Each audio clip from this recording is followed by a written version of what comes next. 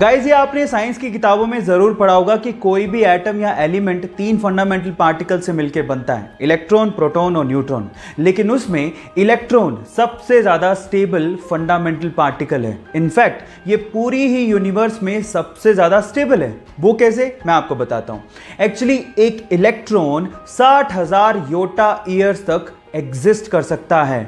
60,000 Yotta years मतलब अपनी universe की एज के 5 गुना ज्यादा समय तक इलेक्ट्रॉन एग्जिस्ट कर सकता है। ओह माय गॉड, ये इंटरेस्टिंग फैक्ट जान के आपको कैसा लगा, चैट सेक्शन में लिखना मत भूलिएगा।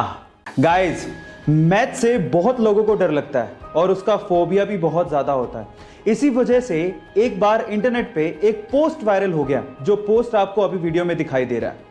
मैं आपको उसका ट्रांसलेट करके बताता हूं। इस पोस्ट में ये लिखा हुआ था कि परसेंटेजेस आर रिवर्सिबल, मींस जो 25 का 8% होता है उतना ही 8 का 25% भी होता है, और उनमें से एक को आप आसानी से अपने दिमाग में ही निकाल सकते हैं। इसका मतलब मैं समझाता हूं। मतलब यह है कि अगर आप 25 का 8% निकालने बैठोगे तो वो उतना ही आएगा जितना 8 का 25%, और 8 का 25% निकालना बेहद आसान है। 1/4 ही तो करना है, और 8 का 25% यानी कि 1/4 कितना होगा, 2।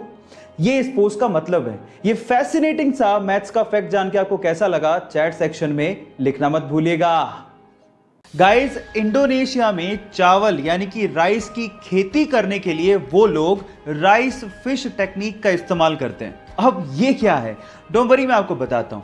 एक्चुअली इसमें होता कुछ यूं है कि राइस की खेती करने में फसलों के बीच में जो पानी होता है उसमें वो लोग मछलियां छोड़ देते हैं, और मछलियों को वो लोग पालते भी हैं। अब होता कुछ यूं है कि मछलियों की ड्रॉपिंग बेसिकली किस तरह से काम करती है, फर्टिलाइजर की तरह से, और मछलियां एक्चुअली पेस्ट और इंसेक्ट्स को खा भी लेती हैं। अब इससे डबल फायदा हो गया, फर्टिलाइजर की जरूरत नहीं पड़ी, पेस्टिसाइड की भी जरूरत नहीं पड़ी, और इससे जो ऑक्सीजन की सर्कुलेशन होती है उससे 10% ज़्यादा पैदावार होती है चावल की। है ना ये कमाल की टेक्निक। आपको ये टेक्निक सुन के कैसा लगा, चैट सेक्शन में लिखना मत भूलिएगा।